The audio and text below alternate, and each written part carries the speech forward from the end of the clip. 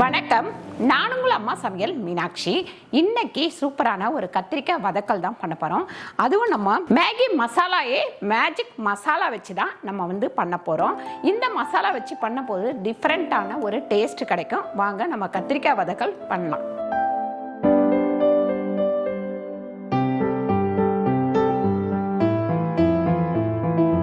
இப்போ நம்ம கத்திரிக்காய் வதக்கலுக்கு ஒரு 5 ஸ்பூன் அளவுக்கு எண்ணெய் போட்டுக்கலாம். இப்போ நம்ம 1 ஸ்பூன் அளவுக்கு கடுகு சேர்த்துக்கலாம்.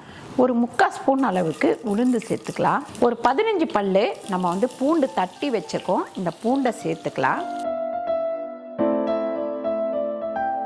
கொஞ்சமாக நம்ம கருவேப்பிலை சேர்த்துக்கலாம்.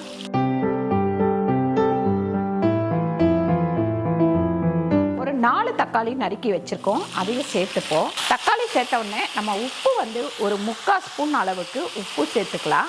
மஞ்சத்தூள் ஒரு 1/4 டீஸ்பூன் சேர்த்துருவோம். அதுக்கப்புறம் வெறும் மிளகாத்தூள் ஒரு 1 ஸ்பூன் அளவுக்கு சேர்த்துருவோம். இது எல்லாத்தையும் சேர்த்துட்டு நல்லா இந்த தக்காளியை வதக்கிக்கலாம். இந்த தக்காளி வதங்கின்னு இருக்கும் போதே நம்ம நறுக்கி வச்சிருக்கிற இந்த கத்திரிக்காவை இதில் சேர்த்துடலாம்.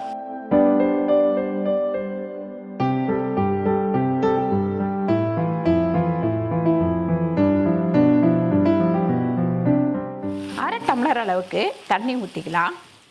இப்போ நம்ம இதை மூடி வச்சிருவோம். மூடி வச்சுட்டு ஒரு 5 நிமிஷம் கழித்து ஓப்பன் பண்ணலாம்.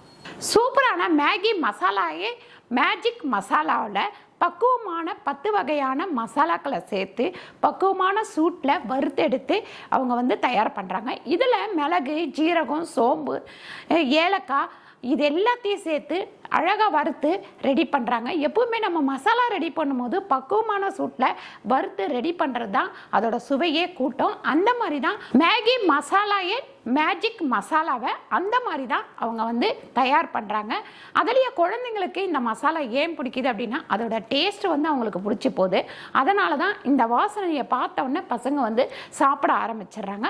நான் இன்றைக்கி இந்த கத்திரிக்காய் வதக்கலுக்கு இந்த மசாலா சேர்த்து தான் பண்ண போகிறேன். இப்போ 5 நிமிஷம் ஆயிடுச்சு, இதை ஓப்பன் பண்ணிவிடுவோம். ஓப்பன் பண்ண உடனே பாருங்கள், நல்லா கத்திரிக்காயெல்லாம் வதங்கி இருக்குது.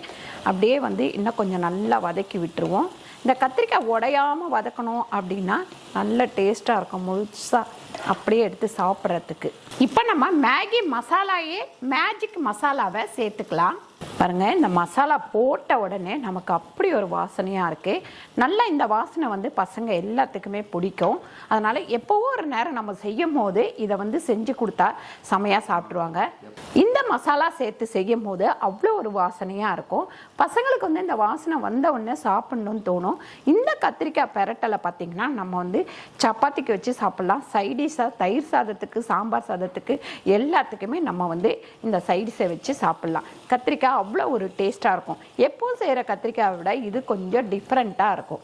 சூப்பரான கத்திரிக்காய் வதக்கல் ரெடி ஆயிடுச்சு.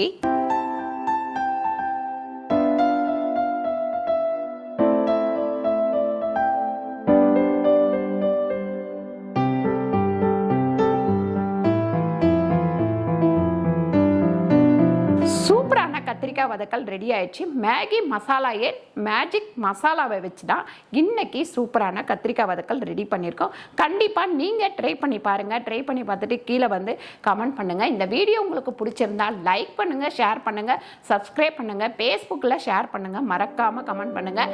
நன்றி, வணக்கம்.